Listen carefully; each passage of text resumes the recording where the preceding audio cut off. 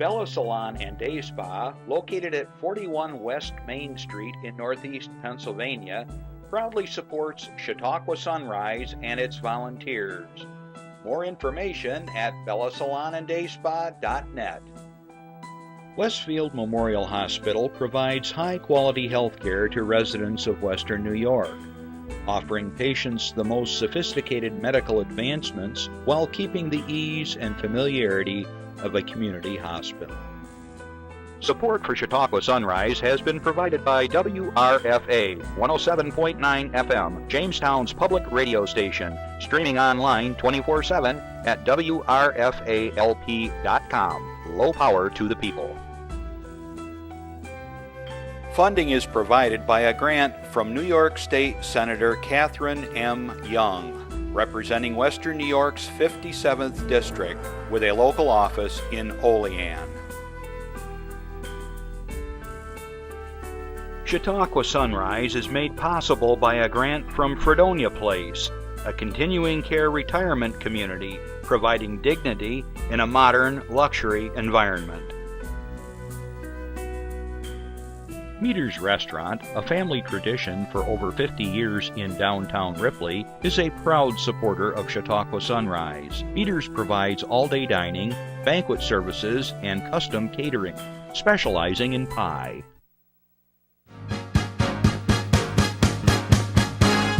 From the Access Chautauqua Studios in Mayville, it's Chautauqua Sunrise. Chautauqua Sunrise is hosted by Doc Hamels and supported by the award-winning volunteers at Access Chautauqua.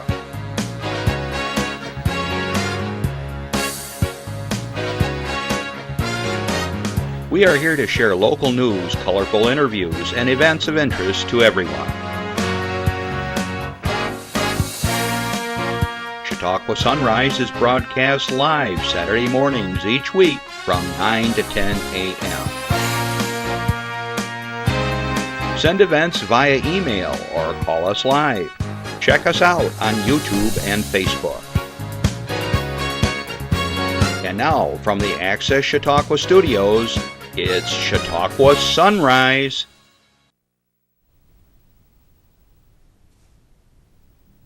Hey, there we are. I was in the dark there for a second. Hey, everybody, Happy New Year and welcome to Chautauqua Sunrise. I'm Doc Hamels. So glad you could tune in today. First of all, I want to say good morning to all our viewers. This is live right here in the studios at Access Chautauqua in Mayville, New York. And I also want to say good afternoon to all our listeners on WRFA 107.9, low power to the people, at Tuesdays at 1 o'clock. So glad you could join us. As always, we have a great show in store for you, and I'm not going to tell anything about it, but I've been really excited about this show because of the individual who's going to be here, and we're already having a lot of fun before the show, so it's going to be lots of fun, so do stick around. But if you have to leave, I understand. You can always go to YouTube and look us up and put in the last name of my guest or the date or whatever, and you can watch us forever and ever because we're going to be out there forever. Well, I don't know about you, but Justin, what does the weather and the stock market have in common? Up and down. Up and down. You got it, baby. Holy moly. One day it's feast, one day it's famine, one day it's spring, one day it's winter. It's pretty amazing. So it's been an interesting few weeks lately, but I hope you all had a good holiday season. We had family over twice on both sides of the family, and it's always fun to watch the little kids and have some good eats besides. All right. I mentioned this is a live show, and in the beginning credits there, they're talking about a live show. So keep in mind that throughout today's show, you can give us a call at 753-52225. And if you have an announcement, a birthday, anniversary, your club or organization is doing something, give us a call. It's really easy, it's free of charge, and we are more than happy to talk with you live on the air. Now, if you're shy about that, as I always say, you can just give the information to the operator. They'll bring it in and I'll announce it for you. Also, if you're not watching the show live today, you can email us, and there's all the information there. You can go to Twitter and today I have 5 pages of announcements, and that's how it comes. Okay, so we're happy to do it. We feel that's part of our mission here at the studio to share information throughout the Chautauqua County, and part of Chautauqua Sunrise's mission is sharing all the cool things that are going on in the area. So let me model good behavior here. I'm going to do a shout out just like you could do if you call in. I'm going to do a shout out to my Irish twin. Now, you might say, what is an Irish twin? I didn't know this until just this past year that I'm an Irish twin.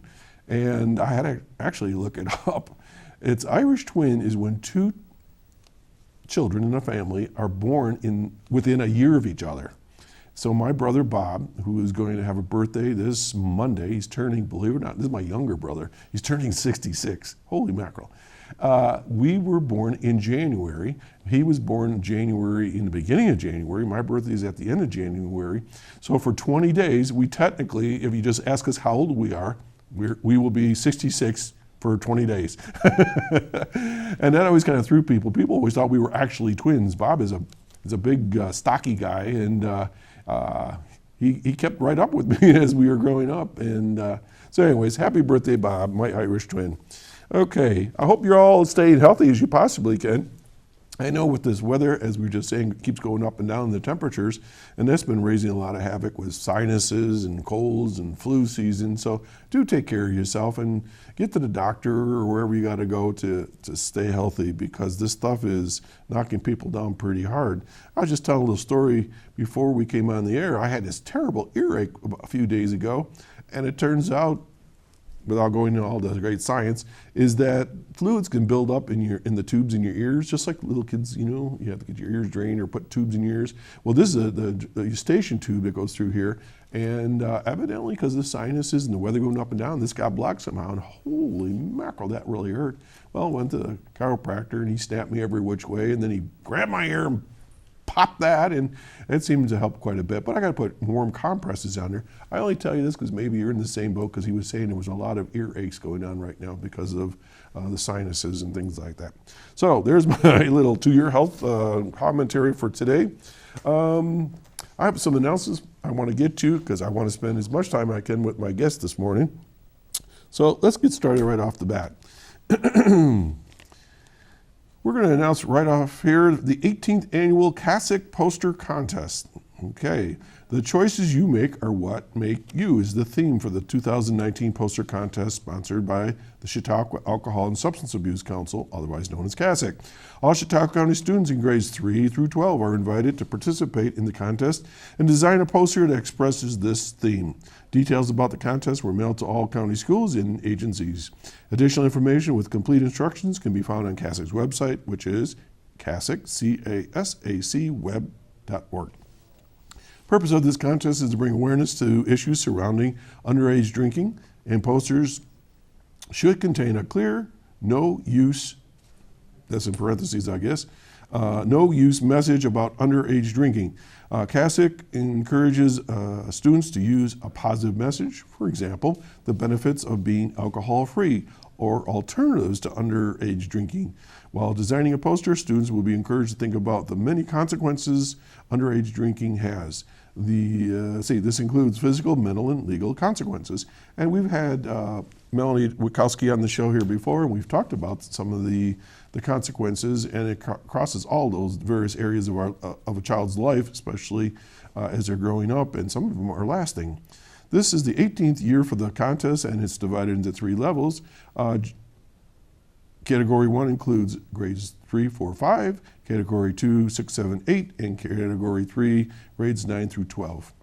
Okay, because of a large number of posters entered, all entries will go through a pre-judging process prior to the award ceremony. The remaining 12 finalists, 4 in each category, will compete for the honors of grand prize, which is $100, cash. Additional prizes in each category will be awarded $50 for first, $25 for second, $20 for third, and then there'll be 2 remaining finalists who will receive honorable mention. Okay, the thing that you need to remember is that posters need to be in by March 8th, 2019. Posters can be, hang on a minute now. That doesn't make sense. All right, posters also can be dropped off at the Prendergast Library, Darwin Library, the Mayville Library in Cassock, between 8:30 and 4:30 p.m. and so on. Over on 3rd Street, 501 3rd Street, Suites 3 and 4 at the Sprinchhorn Building, Jamestown, or 51 East 3rd Street, Suite 2 in Dunkirk. Okay, and so on. So we encourage you to encourage the youngsters in your lives to participate in that, and they can get some nice prizes. Okay, we have slide number 15 here, the Chautauqua Fallen Heroes Scholarship Award. All right, we have some folks that have earned something here. Let's see what it says. The Northern Chautauqua Community Foundation recently assisted representatives of the Chautauqua Fallen Heroes Scholarship in presenting the Chautauqua Fallen Heroes Scholarship Awards. This year, the committee proudly awarded scholarships to Stephen Aldrich and Daniel Torres. Stephen is a 2018 Fredonia High School graduate, currently attending Brockport, SUNY. There's no place in Brockton. SUNY Brockport. See how this is tough in the morning. Majoring in psychology. Daniel recently graduated from Casadega Valley High School and is now attending Jamestown Community College, majoring in criminal justice. The Chautauqua Fallen Heroes Fund was established at the foundation in the fall of 2001. The primary purpose of this fund is to provide support to the families of county heroes, firefighters, law enforcement officers, EMS personnel, and other local uniformed heroes who have been killed or critically debilitated in the line of duty. The fund also provides scholarships to students who are interested in careers in public safety. To qualify, applicants must be pursuing a career in law enforcement, firefighting, or emergency medical services. And if you want to know more information, go to nccfoundation.org/fallen heroes, and they'll tell you more about this. Now, I always remind you, all my listeners and viewers, that if you know a young person that's going on to college or some type of higher education, could be just a certificate program, 1 or 2 year technical school and so forth, that your foundations, both in Jamestown and in Dunkirk, Fredonia area, they have a lot of scholarships available, so do check it out. Okay, here's a new announcement. This is called the Community Heart and Soul. Residents and friends of Mayville are invited to attend a presentation for the public to introduce Community Heart and Soul. A representative from the Orton Family Foundation in Vermont will be discussing how the principles and process of Community Heart and Soul can help enrich the lives and vibrancy of this once thriving community. When communities flourish, everyone benefits and every voice matters. Please plan on attending this very important meeting to find out how to make your voice heard for what matters most to you in your community.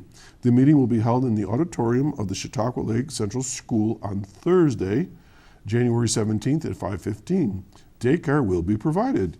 More information about Community Heart and Soul on the Orton Family Foundation can be found at Orton, orton.org. Okay, here's another new one. Westfield VFW Post 6764 will be celebrating its 65th anniversary, and they'll be acknowledging the signing of the 1973 Vietnam Peace Accord and the declaration of war and ending of Desert Shield, the commencement of Desert Storm in 1991, and the ending of the Panama Campaign. Posting of colors and remarks at 12:30 with beef on weck and salad to follow. Veterans, family, friends, are welcome to join the members and auxiliary at this event. We are actively seeking new members. If you're eligible for hostile fire, served in a combat theater, still including Korea at any time, come check your eligibility. It's going to be held at the 34 Pearl Street in Westfield, and for a contact number 326-2613. As you know, we do a lot of discussion here with veterans throughout the year, and so this is right here in the Westfield area. So if you're interested in participating, give them a call. Again, the number for information is 326-2613, and that's from my buddy Bob McIntosh. Okay, let's go to Jamestown. Rolling Hills opens with legendary figure of American music on January 21. They're opening their new season, the 2019 season, and they're going to present Brian Bowers Band, BBB. For over 5 decades, Brian Bowers has been to the auto harp what Earl Scruggs was the 5-string banjo. He presents instrumental virtuosity combined with warmth, eloquence, expression, and professionalism.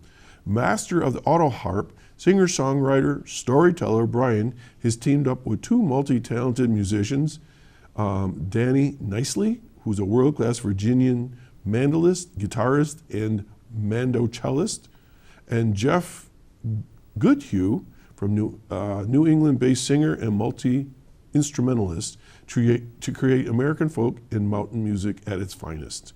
All right, and we're going to talk to you a little bit more next week on more details on this, but just mark your calendar, January 21.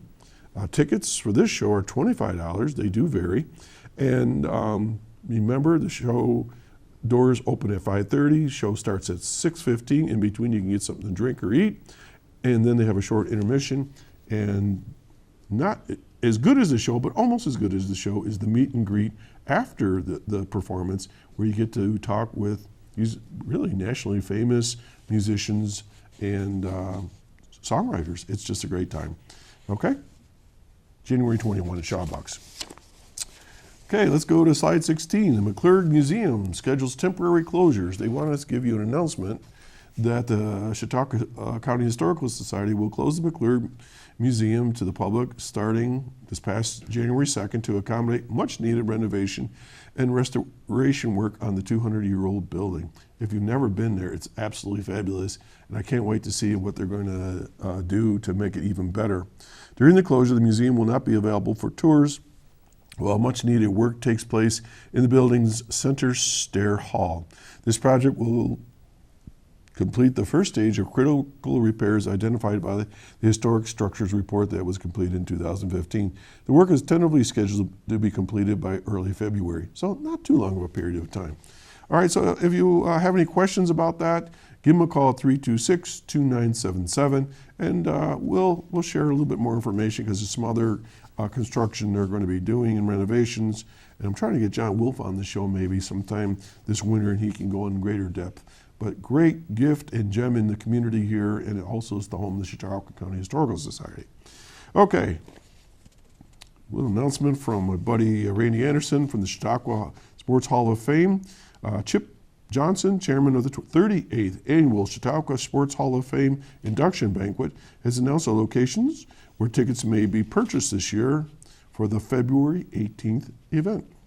You can go to Jamestown Cycle Shop over on Harrison Street, Matt's News on 3rd Street in Dunkirk, and the Chautauqua Sports Hall of Fame over at 15 West 3rd Street in Jamestown for the official distribution of tickets. Tickets can also be ordered by phoning 485-6991. The price per ticket is $50, and if you are a member of the Hall of Fame, you get a $5 discount.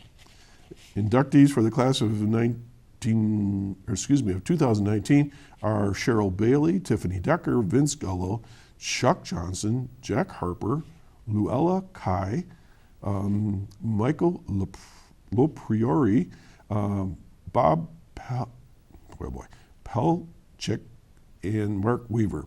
The Lakewood Rod Gun Club will be the host there once again, and hospitality begins 5 o'clock and dinner to follow at 6. Okay, Randy is going to be here in the studio in a couple weeks, and I usually tell you to strap on your seatbelt because he is high energy and lots of fun to talk with, and he'll be sharing, I know, just a whole lot more information about that. And finally, our last slide for today. Slide 17, 2019 Girl Scout cookie season starts. Oh my gosh, there they are, all dressed up in their uniforms and all kinds of cookies, and it's always a lot of fun. Now launching the 2019 Girl Scout cookie season, celebrating the largest financial investment in girls annually in the United States and a powerful entrepreneurship incubator for the next generation of female leaders. At a time when girls' needs and issues collect fewer than 8 cents of every dollar granted by philanthropic foundations in the country, each and every Girl Scout cookie purchase is key to supporting the change makers of today and tomorrow. The 2019 Girl Scout Cookie Program in Western New York runs from January 12th to March 31st, and booth sales run March 3 through March 31. I can't wait because I have a niece that's a Girl Scout or a Brownie, and usually my wife doesn't know that I ordered some, and she orders some. We have a stack of cookies. So anyways, be good to your local Girl Scouts and make sure you get your cookies ordered and support the leaders of tomorrow, especially our young ladies. We're going to take a little breather. I got to rest my mouth. There's some long words in there, and we'll be right back. Well, Thomas, you've got prediabetes. But with more exercise and a change in diet, it can be reversed. I've tried exercising. It just makes me hungry for bacon. I love bacon, too. And who really likes to exercise? Not me. Me neither. Nobody. So we're good? What? Oh, you still have prediabetes. Big time. Diabetes, a topic that is a very hot topic within our family, on both sides of the family. If you have any concerns with diabetes, get checked out. It's one of those things that sneaks up on you and can leave lasting damage in your body. And with some good care and diet and exercise, you can really lead a good, healthy life, even though you're diabetic. Okay, today's show is one I've been really looking forward to a long time. Every once in a while, I sit around my office and I think, well, who should I have on the show? And I started going through Facebook, and I thought, oh my gosh, this guest that I have on today to me is high energy, lots of fun to be with, and I thought, I gotta get him on the show. And I think maybe he was shocked that I even wrote to him, just the way it sounded in the text message. Well, anyways, folks, I want to introduce and welcome my guest today, Adam Owens. Good morning, Adam. Good morning. Thanks. And were you surprised when I contacted you? I was. I was pleasantly surprised. I thought, as much fun as I've had every other time that we've done any type of venture together, I knew this was going to be a lot of fun. And I'll tell you, I haven't laughed and smiled this much before 9 o'clock in the morning in a long time. So thank you for having me. You're very welcome. Yeah. And we have so many connections that we were talking about earlier, so we'll get to some of those. But I want to first frame this. The very first time that I can consciously remember meeting you was probably about 6 or 7 years ago. Yeah. And I was playing in the duo of Doc and Bill, and we were playing at Infinity. Right. And you were, I think, summer camp director, something like that. Yeah, I was that. Yeah. And here's all these little kids, and here's Adam looming over them. And we're just laughing, having a good time. And so we said, we're going to do a song called The Unicorn. And I knew you were going to bring up this memory. This is great. And traditionally, people at drinking places, bars. Not this. We weren't trying to teach the kids to drink, but they do gestures for all the different animals in the song. And I think we turned to you and said, "Do you know those movements?" You kind of looked at us like the deer in the headlight, "No." And so then he disappears. Take it from there. What did you do? I went and Googled it for you since I knew this was coming up, and I suppose if you're at a drinking establishment, It's a lot of fun. you get a lot more people who want to participate. But in this, type of venue with a bunch of kids running around, they had no idea what they were doing. So I remember looking up all of those the different those movements, the alligators, and the alligator, cats, and all that stuff. Yeah. Yep. So, and taught the kids, and I think I was having more fun than the oh my the gosh, we kids were to laughing our begin heads with, off. but, And it was your energy level that really was captivating for us, and I remembered you from that point on. And then the second time that sticks in my memory, we were reminiscing was last year when we were at the Home for the Holiday 2 concert that Dennis Drew put together. Sure, And at the Reg Lene, and everybody had performed. And Cole Lazarus was putting together the last song, if I remember right. Right. And we were all invited to come on like they do on, all those big production numbers where all the prior performers come on stage. So we were waiting in the wings, and all of a sudden I look up, and there's Santa Claus. and Santa turns to me, and he pulls down his mustache area. He goes, "Doc, it's me, Adam." I go, "I know." I do remember that. That was so funny. And do you know what was the next thing you said to me? Do you remember? Gosh, no, I don't. You said, stay here. I'm going down in the audience, but you guys stay here. Oh, don't follow me. Don't follow me. I go, not a problem. Yeah, I had to run around the audience and hand out candy canes. That was so much fun that day. Yeah, sure was. I had never done anything like that before, and it was a good time.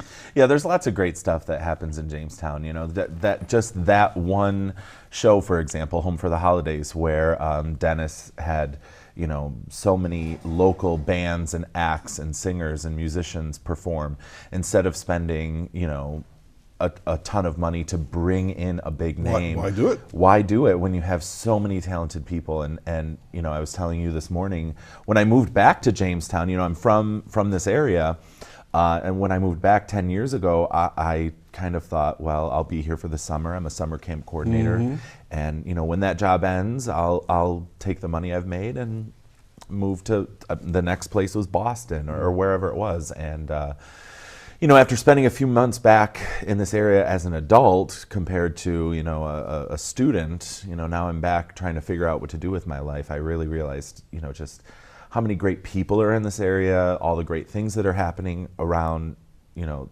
Chautauqua County since, you know, the few years that I had been gone. And I thought, there's really no reason to leave here. I love this area. So Adam, you just said something which resonates with me, and it's why I get up every Saturday morning, is because I get to showcase all the good things in Chautauqua County. Absolutely. And what you're talking about is a slice of all that good stuff. It is way too easy for an area, a community, a region to beat itself up. It's way too easy. Oh, absolutely. Oh, I know. I can't spell because I went to that school. Well, no, because you can't spell. Yeah, exactly. You know, the cost of living is so expensive here that blah, blah, blah. And no, it's not. You got to, you know what I mean? You said Boston, I'm going like, what were you thinking? Oh, absolutely. You know, some parts of it are, you know, even worse than New York City. And I lived there for years struggling. And I thought, you know, how long am I going to be able to sustain this as a struggling artist in, you know, an area where I'm not even doing, you know, what I love to do. I was selling tickets for a Broadway theater company, and I'd go to work thinking, I'm selling these tickets for $112 for an actor who's more successful than I am. You know, that's what I want to be doing. I don't want to be selling the tickets. You're on the wrong end of the ticket. Exactly, right. So, you know, coming back here and just being able to do what I love. So the area is rich with good stuff, right? Rich, yeah. And so that's why I like to showcase all this. So you've been mentioning a couple things. So let's roll the tape for Adam Owens to the beginning. You were, I don't even know, where were you born and where'd you go to school? Yeah, I'm from here. I went to Southwestern High School. My parents did too. So you lived in Lakewood? Or? I grew up way out in the country in Bust-Eye. Did you? Yeah, little country boy. Dreaming of living in the big city, and I finally got to do it, and I realized, you know, I love that, but there's just something about the slower pace of life that's a lot easier to manage too around with the lack of pollution and sirens every 5 minutes. Exactly. Yeah. You know, I don't know if you found this with any of the folks that you grew up with, but I run into this quite often, and I don't even know what the age group is. I'm going to say maybe early 40s. Where people are coming back to Chautauqua County. They did that, just what you said. Yeah. They were going to leave the area, they were going to go to Florida, they're going to go to California, and they come back and they say, boy, did we ever miss this area. Right. And dollar for dollar, we actually are making more money here. Indeed. And not stressing out and having ulcers and all that stuff. I mean, but I guess you got to leave to appreciate it. Right. For me, it was the other way around. I was born and raised in Buffalo, and when I came here, it was like, I've died and gone to heaven. Sure. Yeah, exactly. Okay, so you went to Southwestern. So Southwestern, when did you get the acting director bug, or theater, or whatever? Those were kind of two different things. I always, so it started, you know, acting on stage right at Southwestern High School. I guess, well, you know, I was always doing plays and skits, and you know, then you know, camcorders were invented, so we were making like little home movies, you know, turning the dog into, you know, your best friend, you know, learning magic tricks. Words for him. Yeah, exactly. So you know, those kind of corny things, you know, having, you know, my parents' friends would come over for Buffalo Bills games, right? And you know, all the kids, I'd get them all together and we'd write a play and perform it at halftime or whatever. So, you know, I was doing those kind of things, but freshman year of high school, I came home for dinner one night, and I was, I guess I had mentioned that auditions for the High School Musical were that night, but I don't think I'm going to go. And everybody just sitting around the dinner table was like, that's where you need to be tonight. Finished your dinner, and my brother loaned me a sweater for the audition, and drove me down there, and that's kind of when it began. So what was the first show? That was Bye Bye Birdie. Okay. Yeah, I was the mayor of whatever little town in Ohio. I got to give a speech. So you didn't start your career out as a rocker or tree that you always hear. I was not the tree. I got a speaking part right out of the gate, but I think that was because not a lot of boys were real interested in being involved in High School Musicals. So you were already kind of like the kid that was already creative and putting things together. Yeah. And it was funny. And I like to do this, go back and forth with my guests. I remember at the holidays, my mother got my brother a little guitar and got me a little organ or something like that, and we would put these little shows together. So I guess, but you know what? I think it's you hit it right on the head. Your parents, your family, they said you should do this. And nowadays that's so important to help guide kids. I don't care if you're the aunt, the uncle, the grandparent, the next door neighbor. Encourage kids, right? Exactly. And the first thing that gets cut from any program that needs money is the arts, whether it's performing arts or creating art or photography or anything like that. That's always the first thing that people think you can live without, and quite honestly, it's the last thing you can get rid of. Okay, tell me why. Think about what's your favorite television show? Think about watching that TV show with no actors or music or script. You'd have no television, that just something as simple as entertainment, just for the fact of escaping whatever you've got going on in your day. You can flip on that television and say to yourself, at least I'm not being chased by zombies, I guess, or whatever it is, whatever your TV show is. But that's just the tip of the iceberg. For me, learning music helped me learn to do math better. I had to learn how to don't realize count. the connection. Yeah, I've got a measure with 4 beats. Okay, well now I understand what division is about. So they go hand in hand, math and music and arts and English and literature and just so many things. You can't take those things away and still have the same product. Right. You really can't. So with music, do you play an instrument? I started in 4th or 5th grade playing.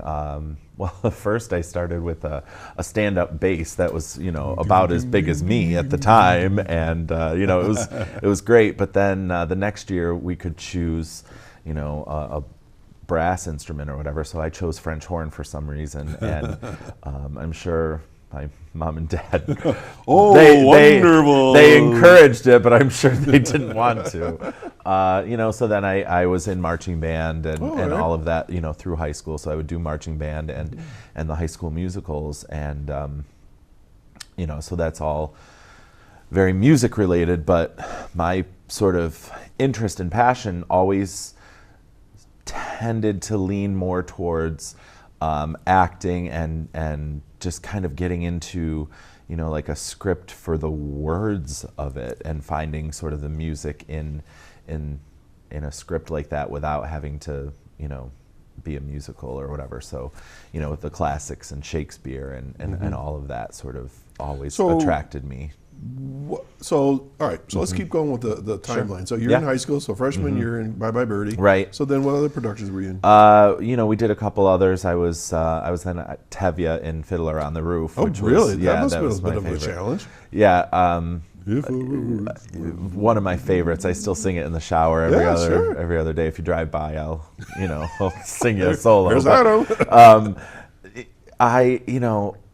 As a kid who loved all of that, but couldn't really sing very well, it was a huge challenge. So, I really had to kind of sell it by having the acting, be what sold it more. So, so are you a singer? Yeah, I can carry a tune, but it's not it's certainly not my high strength. Okay. I mean, I'm a better singer than dancer, that's for sure. Oh my gosh. Went to the hospital at a dance audition for a musical. I had to end up in the hospital. So dancing is definitely okay. at the bottom, even though I'm in the Nutcracker Ballet with the Chautauqua Regional Youth Ballet every year. But at least I don't fall off the stage. I've done that before too.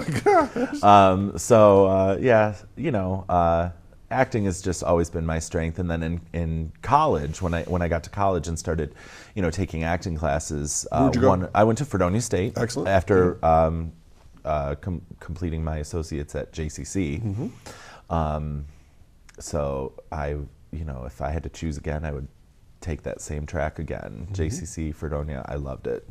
SUNY colleges. I went through the whole system. Yeah, That's I our loved it. horror rap is going to be here. Yeah, right great. after this show. Awesome. With the next show. That's incredible. Yeah. Yeah, so Fredonia State, I was an acting major there, and just kind of had to take, I guess, a directing class. It's kind of that idea of if you're going to do something, you should try to learn all aspects of it. Right. So you have to work backstage. You have to make costumes for shows before you can be in a show. You have to work on the crew. You have to, so you learn what everybody's job is, even if you aren't, going to do that. I think when you do that, you have respect for all those people. Absolutely. I think it's too easy for the star of the show to walk on and think poo-poo on everybody. Where they're supporting that person. And they would be nowhere without them. Right. You can't stand in the spotlight if there's nobody there to turn on the spotlight. Good point. Yeah. So. All right. So from high school to college, did you make a conscious effort in your mind or conscious decision that you were going to be an actor? I guess, even in high school, I kind of had made the decision that I was going to be an actor. But I kind of also thought, well, I'm going to need some other skill to make money. I don't know if I'm going to be able to make money, especially if I stay in Chautauqua County. Right. That was the big question mark at that struggle. time. Yeah, right. Exactly. So very early on, I realized, well, maybe I need to learn how to work in a restaurant. So, to feed yourself. Yes, I've always got, a little bit of cash and, a sandwich to eat if you're a waiter, Right. So I learned how to do all that. And, in the past few years, it's flip-flopped. I've had to support myself by always working at, restaurants and bartending and all of that. And then on my off time, I could enjoy creating art. Now my career is creating art, and any of my restaurant jobs are so that I can have a change of scenery and see different break. people and have a little fun money too. So so I'm really lucky in that regard. Wow. So as far as an actor goes, what kind of an actor are you? I asked that question because I know that's a question to ask, and I'll tell you why in a minute. Sure. But I mean, what kind of actor are you? I guess if you're talking about traditional, I'm a character actor, I guess you'd call it. I fill all the weird roles. I've played Shrek. I've played Edna Turnblad, full drag head to toe. We're going to see Edna here in a few minutes. Okay, all right. Hold on those. Sure. Okay. Kind of the comedy relief, or it's never I've never really been cast as, or I've never really been interested in being cast as the romantic leading man. I just never had that look. I never was that type of actor. It's got to be in here too, right? Yeah, exactly. Yeah, and just kind of because of my size and everything, I was always the dad or the older character. And now finally, now that I've hit a certain age, I can kind of start realistically being cast as a 40-year-old Tevye instead of an 18-year-old Tevye or whatever it is. You know what I mean? So now I can play those parts that I really, the Willy Loman Death of a Salesman kind of grow into that older actor. And your life experiences probably help you into those characters too, right? Yeah, for sure. Yeah. It is really difficult for a younger actor to really fully appreciate everything that an older character is You really got to experiencing study or on going- it if you don't. Yeah. Right, yeah. How you feel. And, yeah. You know, I was going to share with you, I don't know if you're familiar with the Lakeshore Center for the Arts out of Westfield. Okay. Rick Mascaro and company. Well, Rick was on the show here, and this was, I don't know, 4 years ago, and he says to me, I hear you play a mean guitar. I go, and then so he talked me into joining this group called the Barcelona Blues Band. Great. And so we did like summer stock, I call it. Well, the next thing I know, he's trying to talk me into being an actor, and I go, I'm a musician. I don't do acting. So I ended up in a show. and it was, for me, it was really difficult because when I play music, I usually have my crutch, my songbook is there. Sure. You know? And so now he's telling me, you know, you got this 15-minute nonstop skit with another person, only the two of you on stage for 15 minutes, and you got all these lines. And it was Shel Silverstein stuff. Oh, yeah. And I'm going like, I don't, remember what I said? I'm a musician. You know? Well, anyway, so that was my first major jump into acting. And then we did It's a Wonderful Life now, fourth season, 4 years in a row, where we do the radio show. Oh, but we have sure. the book Right. in front of us. Yep. But that's like my comfort zone. Sure. I can act being a radio personality and all that stuff.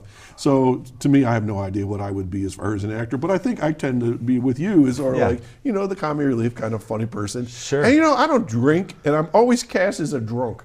I think I've had 3 roles over the years now where I have to be drunk. Well, that's just acting, right? Oh You my can- gosh. That's Okay. one of the hardest things to do, though, is to act drunk. Yeah. You know, yeah. Well, evidently I learned in college and then I gave it up. Yeah, there you go. Folks, you're watching Chautauqua Sunrise. My guest today is Adam Owens, actor and director, and we haven't even talked about the director part. We'll get to that in a second. If you have a question or a comment for my guest or whatever, give us a call at 753-5225. Okay, so let's get to your pictures.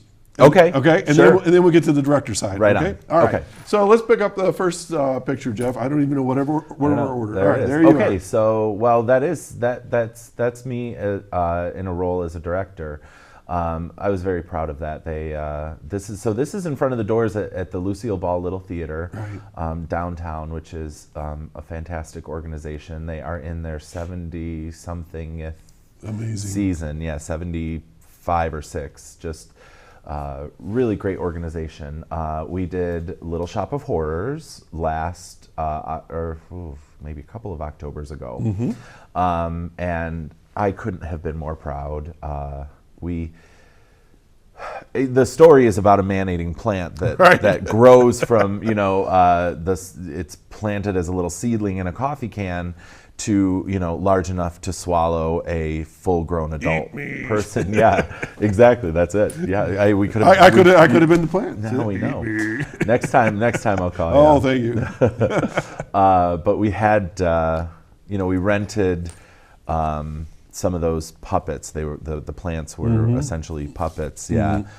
Some of the pieces were actually created by the Little Theater in the early 90s when they produced Sitting Little in Shop. storage. Thank you. They had been sold to another company that had rented them out, so they'd been used and kind of destroyed. So I spent quite a bit of time, repairing those and putting life some, into 'em. Yeah, so that was, for me, that was just so much fun. It was a lot of work, but that's the kind of work that I love, that I just kind of feed off of. I was exhausted by the end of it, but it was just such a great experience, such a great cast to work with, the musicians, everybody, and then the audience came to see the show, and I got such great feedback. It just, for me, that was probably the maybe 4th or 5th show I'd directed down at Little Theater. And other than college, Little Theater was where I got my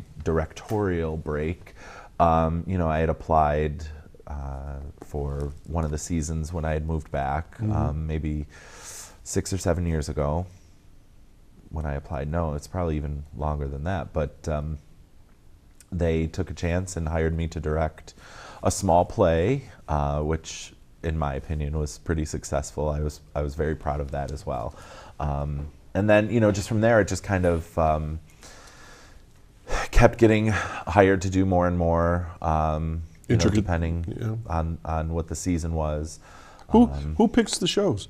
They have a committee down there that they all read and kind of suggest things. They ask different community members, what's something you might like to see, or people who know things.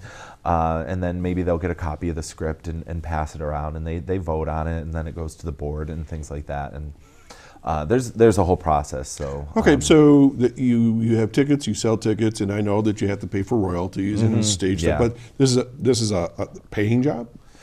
The theater does have a small budget, but it's something. Okay. Something's always good. Yeah, a lot of the actors' positions are volunteer. It is unfortunate that because producing theater can get costly, especially and you got to keep the ticket sales costs down, right? Right, exactly. If you want people to show up, you need to make it affordable. So. You do find a lot of actors who, especially in this area, are very talented, but they have a career, so they can, they can come and do that at night and rehearse and that sort of thing. But we're always trying to figure out ways to make it worth it for actors and especially musicians too, because having that talent is something a little bit different. Playing a piano or a guitar is different than being able to get up on stage and sing and dance. Right. So we try to make it, as profitable for everybody is involved, but still have fun doing it. Is it community theater or is it a little different community theater? It's a community theater. Yeah, for sure, community theater. Beautiful. Yeah. I know the acoustics in there are really good. Yeah, it's such a great. It's kind of an interesting building. I mean, it all drops down to the stage, and you're looking up to the audience. And I guess that's the way it's supposed to be. But most buildings are sort of like flat lined. Well, that building used to be an old opera house that they then sort of added walls and dropped ceilings to kind of make the space that you're in appear smaller. But if you kind of took that away, it's a huge space. I didn't know that. Yeah, if you're on. What is it on 2nd Street? If you're on 2nd Street before you go into the theater, if you look it all up, drops down. You can back behind. Oh yeah, Main Street. You don't realize it goes. Woo! Yeah, and we were talking about it's cavernous. It is. I think we were walking around there getting lost too. Well, when I was a kid, they used to do haunted houses. I believe underneath there, and that for me as a kid, that's when I started. Loving the theatricality that things like a haunted house sort of brought to my life, and as I'm walking around thinking like, oh, this isn't real life, and I love it. And I think that's when it started to. If you could pick one production to do, that would be your piece de resistance. What would it be? Jeez, my gosh. Well, as far as directing, acting? Matter. Either one. It could be two answers. Okay, well. Ever since I played Tevye in high school, I've really always wanted to play that part again. Have they done that at Little Theater? They did that at Little Theater. I was in it as well. It was just after I was in high school. I played the innkeeper or one of the the townspeople, and. So, okay, here we go. Here's the story for you. So, at one point, there's a dream sequence, and a ghost comes back from the dead. And it was played by a small woman who sat on my shoulders, and we were both covered by a long, flowy white dress. So she looked like she was a 9-foot tall ghost. You're on stage with somebody on your shoulders with a drape on you. Completely covered in a dress. On stage. Well, I wasn't on stage yet. I came through the audience from the lobby. She would get on my shoulders in the lobby. That's a little bit of a walk. It is a bit of a walk. And there was a ramp built from the floor over the pit orchestra onto the stage. And I thought I had finished walking along the length of the ramp, and I hadn't, I stepped right off of the ramp. Both of us fell right into the orchestra pit. I don't know why I'm laughing. No, it was great. Yeah, it was one of my finest moments. We couldn't get out. We couldn't get out of the orchestra pit.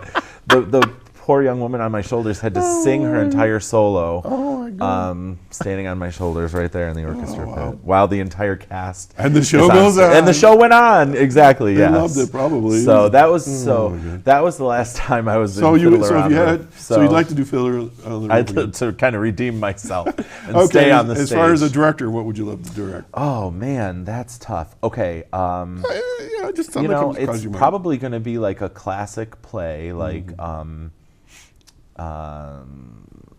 The Importance of Being Earnest, something like that, or Shakespeare, or Noel Coward, something like that. I just love that kind of that old weird. It's not it's not commercially popular, but I would still but good like- quality stuff, right? Yeah, I mean, stuff that really holds up after 600 years. And they still Shakespeare ask the plays questions are- on Jeopardy, Yeah, exactly, right. It's still relevant. It's still relevant. It's still out there every once Yeah, in a while. so many people don't realize when you're watching a movie that it's a Romeo and Juliet story, for Absolutely. example. Right. And when I notice that, I think to myself, Shakespeare, It's funny you said that because the other night I was watching, I don't know, Star Wars for the umpteenth time, and I said, "This is a cowboy Indian movie." Yeah. It's just, they're basically the same formulas. The good, the bad, different there's this part where everything goes wrong and then everything goes right, and the hero wins in the end. So it's kind of a strange formula Right. we follow. Hey, let's see a couple more of those pictures. These are fun Okay. pictures. Okay, one more, Jeff. what do We we have two have? more, I think. A couple more.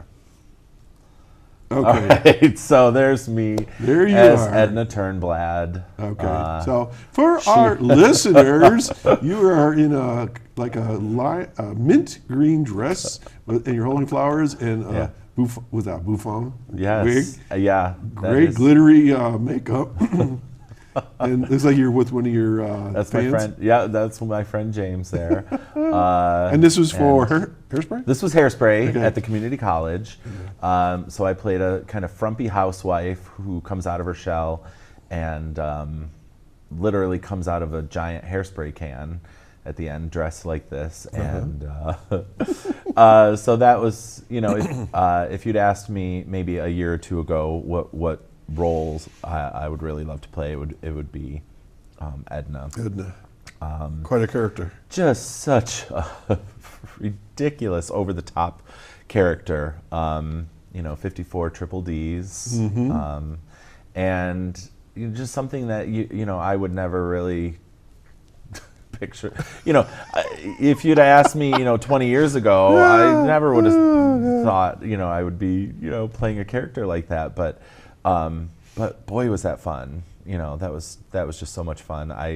I love playing the ridiculous kind of over the top character that makes you laugh. And To me, when we do those sorts of things, and I haven't done that much, but when you get outside of yourself, it's like a catharsis. It just it frees you, it clears you. It seems like it energizes you to do something outside of yourself. Yeah. And whatever it is, just crazy, funny things. Absolutely, yeah, and even for me, like I said, I usually get to play the fun, outrageous, over the top character. This past fall, I got to play kind of a villainous character. I got to be the mean guy on stage, which that was fun too. I don't really get to yell at people in real life very often. Yeah, you're a gentle giant. I am, I feel like, I could get myself into trouble if I started screaming and yelling. And we have a phone call. Would you like to take a Sure, yeah, All right, here we go. Good morning, caller. Hello. Well, good morning, Adam, and Hi. good morning, Doc. This is Linda. Morning. Happy New Year. Same to you. It's so great to see Adam on the show. Hi, and thank hearing you. you talk about your theatrics, and I'm glad you survived your leap into the orchestra pit. Thank you, Linda. Me too. Hey, Linda, do you ever have these discussions with your grandson? Yeah, sometimes, but I think his situation is a little bit different. Being on stage and having things happen. Well, I know that people have asked him if, I'm talking about Nick, and of course, Aaron enjoys being on stage too. But with Nick, somebody said... He's drawing a blank. Tell him who your grandson is, and he's going to go, holy moly. Oh, my grandson is Nick Carter with the Backstreet Boys. Oh, okay. I figured that would be your era. Right, okay. But anyway, somebody asked him if he needed to get high and take substances before he performed. And he said when he goes on stage, he gets high by being on stage. That is Absolutely. the high. Absolutely. He doesn't need a thing. Great. He doesn't want a thing because that is a natural high. Yeah, that can, for some reason, a lot of people think that you can, have a couple drinks before you go on or do whatever you want you and can't do still that. and still go out and give a good performance. No, But You're not You funny. can't. You're not talking faster. You're not dancing better. Right. You're just a sloppy drunk. right, right. But you Yeah, know what? and I was totally sober when I fell off the stage. Can you imagine? If I hadn't been, gosh, it would have been Crazy. It would have been crazy. But yeah, that's a good point. That's Well, I think theatrics is a wonderful outlet. Yeah. It really is. I'm a big fan of the arts, and I like to participate in it too. I do a little bit of amateur acting. What have you done, Linda? Well, just a little bit. I never realized how much I loved it. My mother used to act in Little Theater in Buffalo, and of course, Doug taught drama, and he acted and he directed plays. Right. He put on dinner theaters and stuff, being a high school English teacher. But Doug put on a play right before Easter during Holy Week, or Passion Week it was. And it was a beautiful play. It was taken from verses from Kihal Gibran, Okay. Jesus, the Son of Man, and each character described how they knew Jesus. Oh, that'd be and so interesting. we all took a character. I think he gave us the characters. And we had costumes, and we played beautiful pieces in the background, classical pieces. And we performed on the altar at St. Mary's in Mayville. And the pastor at the time, Father Kuntz, also took a part. Oh, wow. And it was very beautiful. And it was really the first time I had ever been given verses to remember and act. I used to play piano and be in recitals and stuff, but never anything like that. And I found that I really enjoyed it. I really liked it. And so he got me going into that sort of thing. And we have a little play reading group here in Chautauqua, the Chautauqua Players. Oh, wow. And we act know the that. part, but we read. And it's really a lot of fun. Oh, good. And I find that I really enjoy it. I never realized how much I would like it until Doug gave me that part many years ago. Oh, good for you. Well, Linda, you're going to have to come out for one of my auditions. That's all there is to it. So, well, it's a great outlet, and there's just Absolutely. nothing like it. And you talked about how you like different roles, and you can say things to people that you normally wouldn't say. Yeah, yes. And that's what I like. I like getting a part of a villainous person or a very vulgar person, and it's just so great to do that. And Yeah. you don't have to take responsibility for it. You don't have to Wasn't it? apologize for anything if it's acting, right? Yeah. Okay, Lynn, we're running low on time. What's going on in your world? Well, as always, we're looking for people with our senior employment program, and the number to call in Mayville, not just employment and training, but also other services with the Chautauqua County Office for the Aging. The number is 753-4471, and it's on your screen right now. There you go. All right. Well, thanks for calling in and enjoyed sharing those memories with you. Thank Oh, you, and Linda. thank Nice chatting with you. Nice chatting with you, too. I hope to meet you soon, Absolutely. That'd be great. face-to-face. And have a great weekend and Happy New Year. Thank Okay, you. talk to you soon. Thanks, Okay. Lynn. Bye-bye. And we're down to our last minute. Yeah. I know, hard to believe. So what do you got coming up? What do I have coming up? We just started rehearsals for the next play at the. Let me start over. We just started rehearsals for the next play at JCC. It's called She Kills Monsters. And like the title suggests, she actually kills monsters. So there's a lot of stage combat and fighting and really awesome. And you work with Steve pyrotechnics. Gustafson. Steve Gustafson is producing it. Yeah, Oh, he's wow. awesome. Great. Jan Brager's doing costumes. I love her. I've got a great cast of people. So excited about it. It's a really new play. I really hope a lot of people come to see it. It is Dungeons and Dragons based. I do want to say that because a lot of people are like super into that. But if you're not into it, like come and see it anyway because I didn't think I would enjoy it either, and I love this. Okay, It's exciting. when it comes up, you guys text me Yeah. the information. We'll get it out. Okay, there we for open you. on the Ides of March. In March. Beware. All right. Yes. Folks, you've been watching Chautauqua Sunrise. My guest, and I'm just having a great time with, is Adam Owens, an actor and director here in Chautauqua County at Little Theater and at JCC. We're going to do this all again next Saturday, 9 o'clock, right here. So take care and enjoy the warmer weather, and we'll see you next time.